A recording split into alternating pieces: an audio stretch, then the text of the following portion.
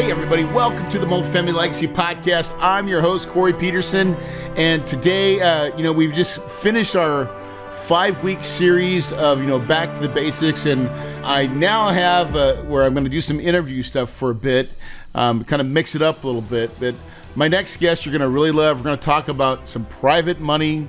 We're going to talk about systems and procedures and people. And we are actually in the people business, and as you want to scale, one of your biggest challenges is going to be people.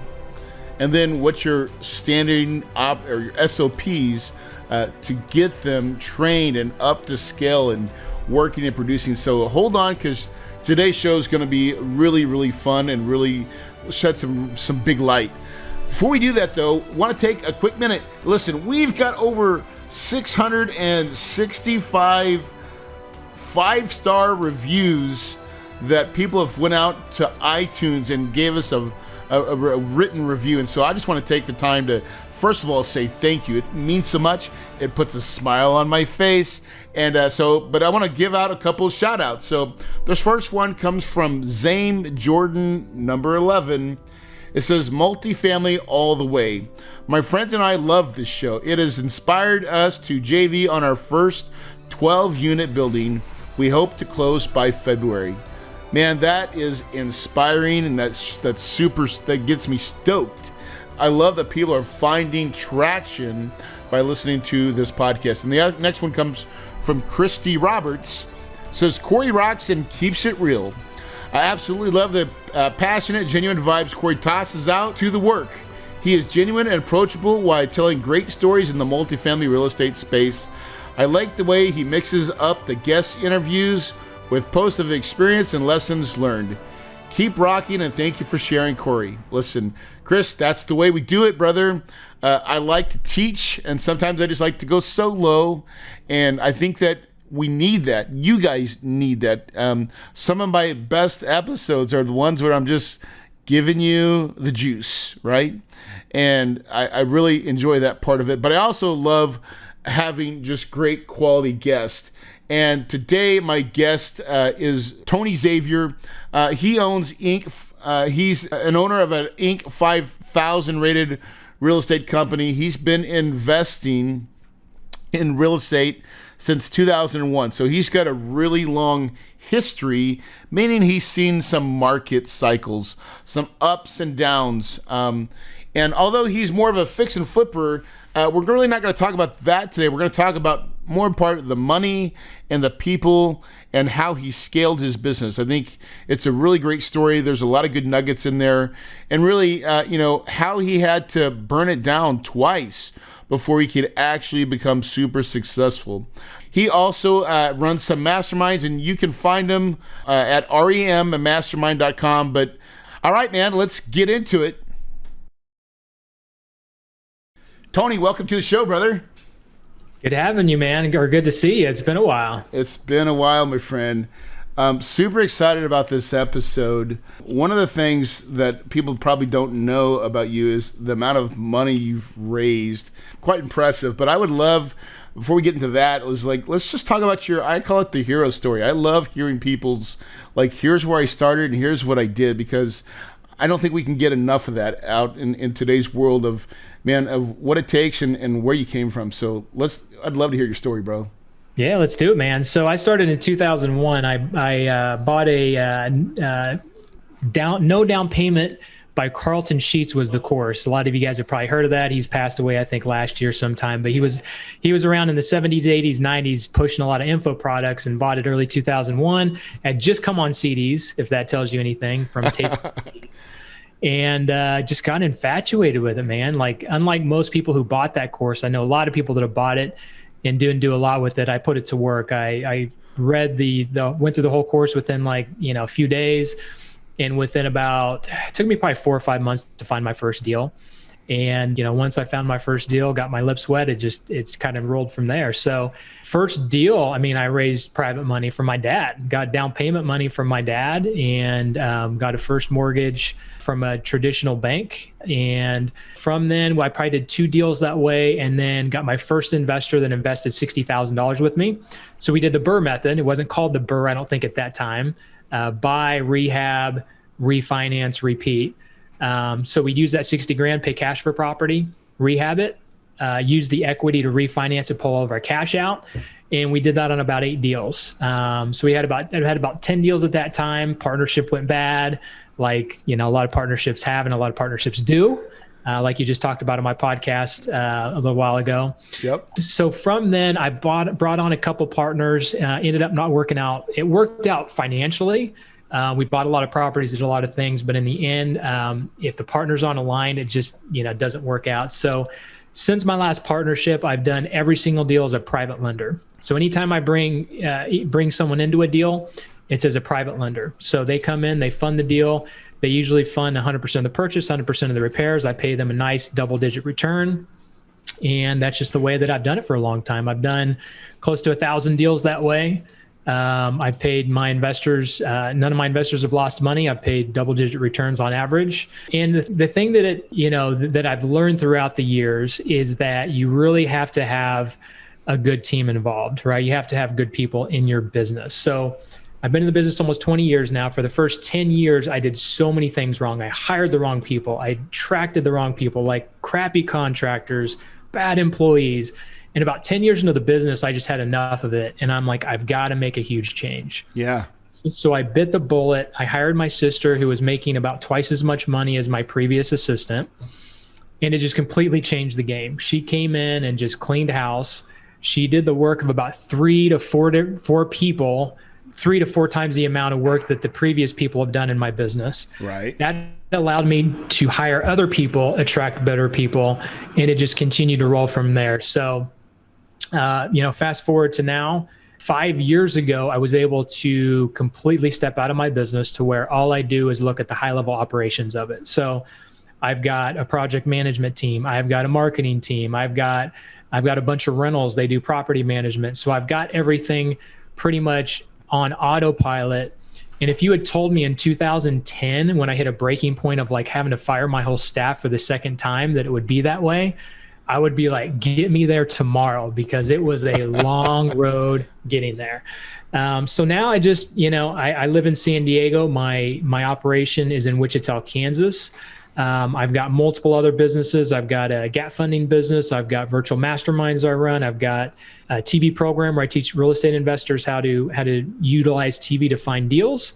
And I've been in the single family world for a long time, but a lot of the stuff that I'll talk about and we'll talk about has to do with business in general, whether you're in multifamily or single family, right? It's still the same concept. How do you scale? How do you add team members?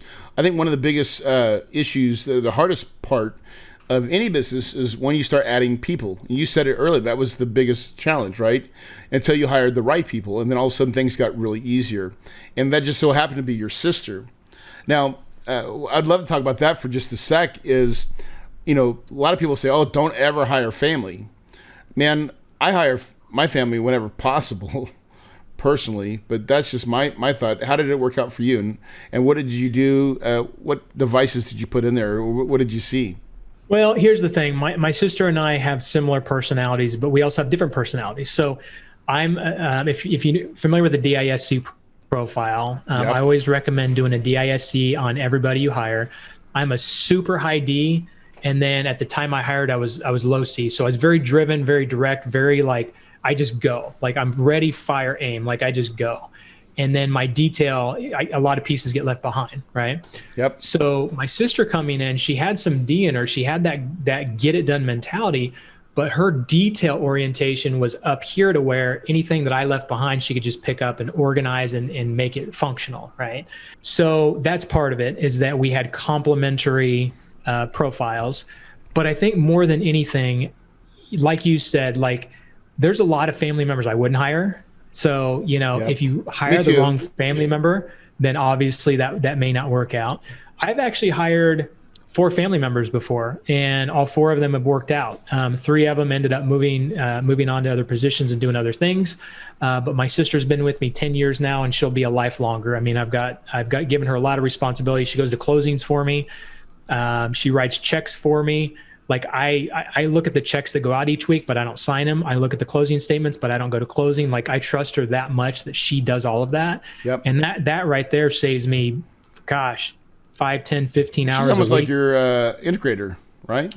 Totally an integrator. Yep. And then she takes on my project management. She takes on my property management, and then she's got people underneath her to help support her. So if it weren't for her, a lot of my operations wouldn't work efficiently. So, my recommendation when people are scaling up and finding someone to come on board, they need to find that person that can come in and just take care of business. Even if you pay them a little bit more, make sure that person is someone that can grow with the company. So she started at kind of a low level position where she was doing transaction coordination and, property management and just kind of some basic stuff. But then she ended up moving into project management. She ended up moving into going to closings for me, handling financials. I mean, so many things that I don't take on anymore. It sounded like she had a thirst for it too. Because usually for someone to grow and change all those positions, that means they have to have a thirst or a willingness to want to learn more, right? One of the things that I talk about in my company is your Googliness, right? In other words, if you come to me and say, man, I don't know how to do that, man, I'm going to have issues, right? You got to be able to Google it, because a lot of times you can find the solution by just doing that and not even bothering me, right? And figuring out, hey, does this work? This is what I think's the plan. Am I right? Because I like to see that effort. Like, try to find the answer. And that's a really good point. She can figure stuff out. So I realized that the first day I hired her, because what I would do, and I recommend doing this with anybody hired, give them a skill test. So, you can just go on Zoom and have them do a screen share and just ask them to do some basic stuff. The first day I hired her, I didn't do that before I hired her, but I knew she's someone that got it done. So I was having her put together some spreadsheets and just kind of having her do some stuff. And she did it almost exactly the way that I did it, where it was like just nice and neat. It wasn't sloppy. It was like, if she had to figure something out, it's like she figured it out. If she couldn't figure it out, she asked a question. And so for me now, she very rarely comes to me with questions. It's usually big things like, hey, we had a $10,000 sewer or something like that. And I'll be like, did you call, so-and-so, we'll talk through it. And all of a sudden, we get it down to $4,000. So there's like high level stuff like that saves us a lot of money. She comes to me with, but she's not going to come to me with stuff that, is simple. Yeah. How did you get your systems detailed though, Tony? Like, cause you started off, it was just you burned it down to the ground twice. And now you're like, okay, I'm bringing in my sister. I'm bringing in the big gun. I'm gonna pay her a lot of money, and then from there, you probably systems like processes, SOPs. How did that get built? Yeah, so through the years, I mean, we've built on them and built on them and built on. We're still not perfect by any means. Some people will build out like Salesforce and Podio and all these. These things are very customizable and you spend a lot of money on. We've tried that. But yeah, I mean, we have standard like operating procedures. It's like, if you do this, you do this, right? If you get a property under contract, you send me an email with the contract, all the details. Within a minute, I can approve it. Like, I mean, it's just that fast and efficient now. From a standpoint of like project management, like we use Google Docs. I mean, there's just, you have to have some kind of system. It doesn't have to be high level. It doesn't have to be super complicated. Yeah. We've tried super complicated and it hasn't worked out. And we just go to simple, something we understand. And something I like simple as well. Like I still use Dropbox. We use Dropbox as our system that we use, but we have a process within that. And as long as you have a process, I find that most people, when they want to scale or get bigger, the problem is they don't kind of map it out a little bit and what it should look like. And so how did you go to start adding more people? Like that was, because once you add another person, it gets even more complicated, right? Well, some people are so busy doing the day-to-day work that they don't even have time to go hire someone, and they don't understand how much help they need. They're just so busy doing the work. The key would be to hire someone before you get to that point where it's almost too late, where if you went to hire someone, it would take away from your business and things could, go by the wayside and potentially collapse. But even if you're at that point where you're just drowning, just take some extra time to go find someone good to help you out.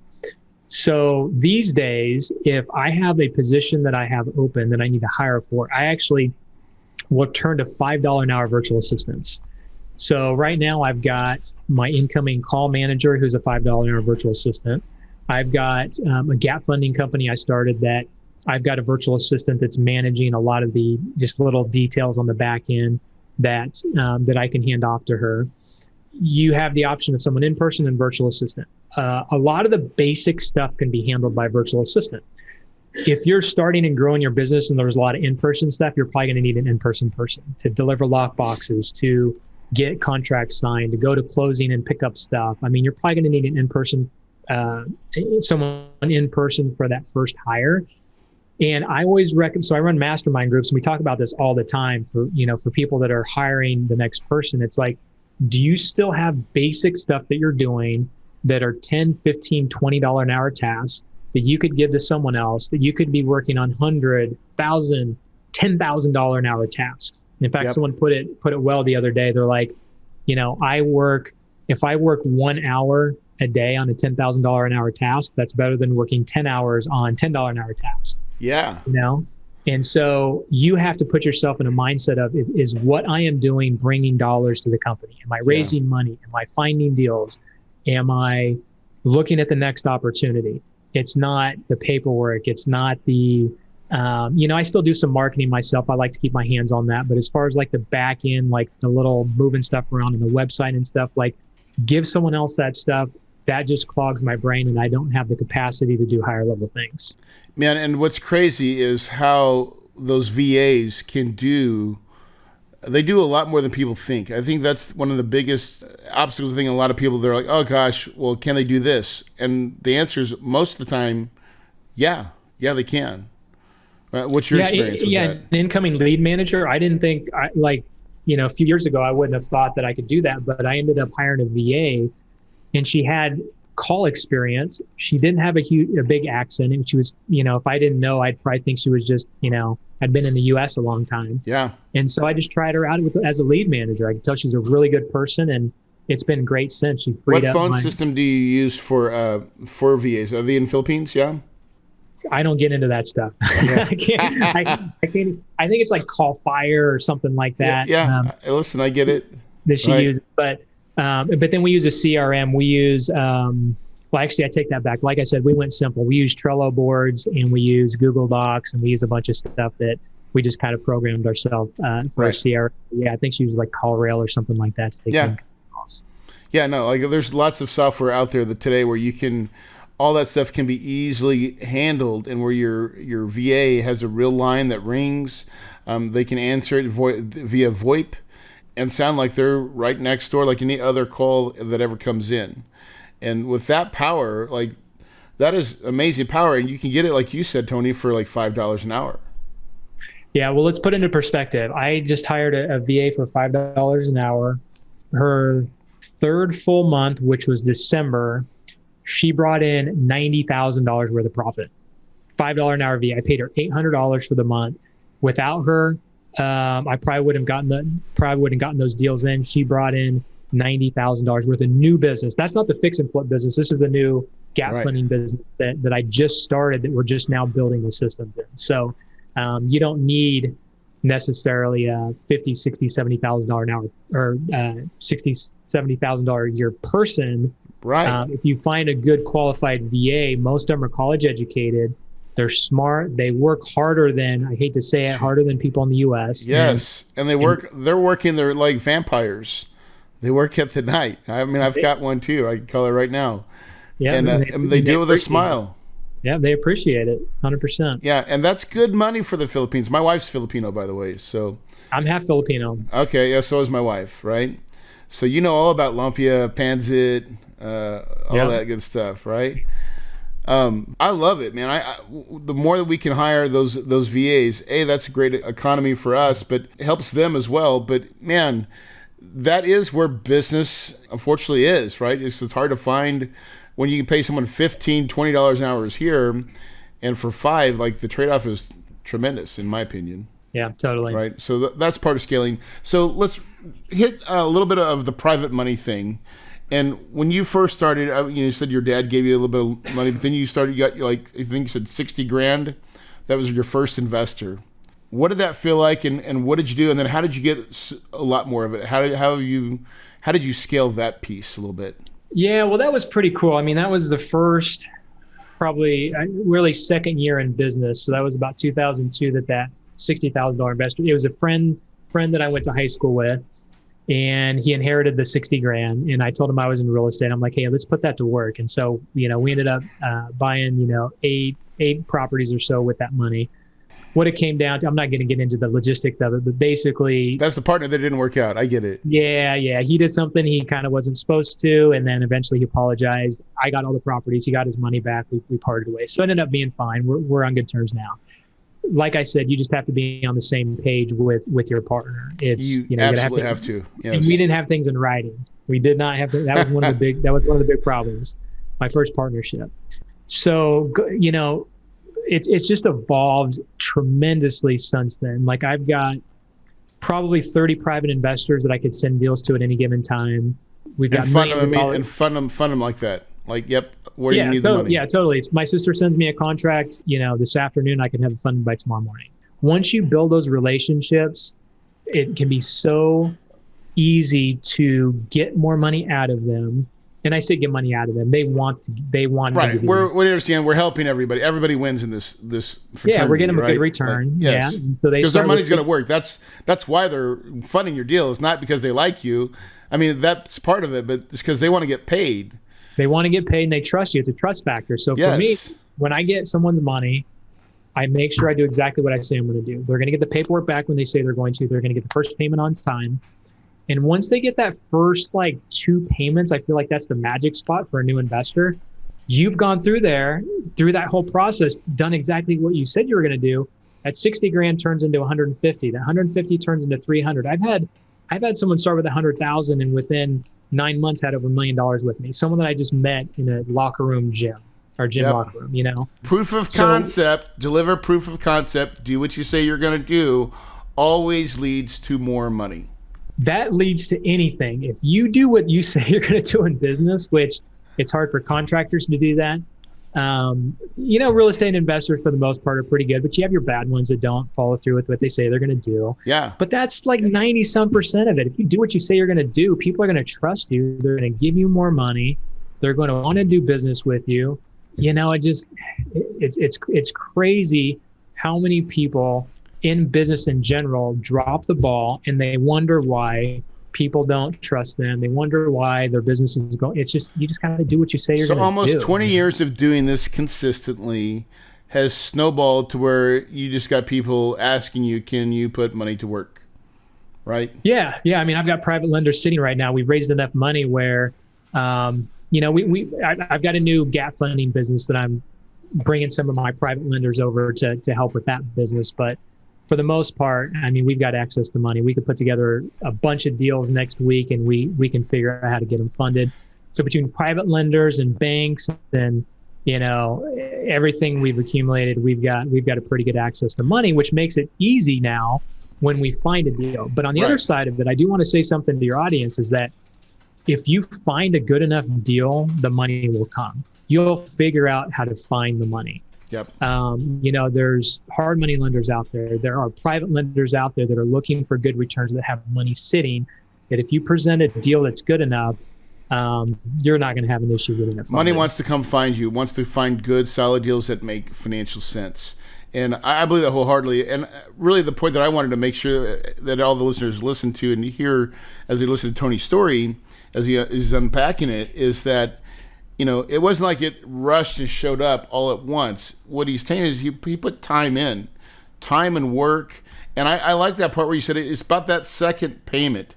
I believe that, right? You get someone's money. They still are a little bit nervous and afraid. Am I going to get paid, right? And then that first check shows up. And then that second check shows up. And at that point, they're like, wow, this is working out pretty good. And usually when you make that next call, hey, John, I've got another deal. Well, yeah, I think send it over to me, right? And that's where it snowballs, I think. And And that's a great And example. then they start bringing their friends. Their friends start talking about investments, and they're like, "Hey, what are you investing in these days?" "Oh, hey, I'm investing with this guy in Kansas, and he's giving me, 9 or 10% return on my money." "Oh, really? Connect me." It's like it makes it so easy when it's a referral. In fact, my CPA has been really good to us. He's invested a lot of money with us, and he's got lots of clients that have money. And anytime they talk about investing in real estate, he sends them to me. And I don't think we've had one person that he sent to us that has not invested with us. Yeah. I mean, it's that easy when you get referrals. Yeah, that's a beautiful thing. And usually when your CPA is sending you money, your CPA knows your books, right? They know if you're making and doing it right and playing the game right. And they already know who has the money. I mean, that's their game, right? Yeah. And so that's a huge, and by the way, for everybody listening, that is one source that you'll want to go out there and find those CPAs and take them to lunch, take them to dinner, talk to them. Because in the apartment game, unlike the fix and flip game, or unless you're buying a holding, but you can use that cost segregation study as the angle, because you can give their investors, that passive loss from that cost seg study, which really has the potential to go a very long way. Mm-hmm. Yeah, totally.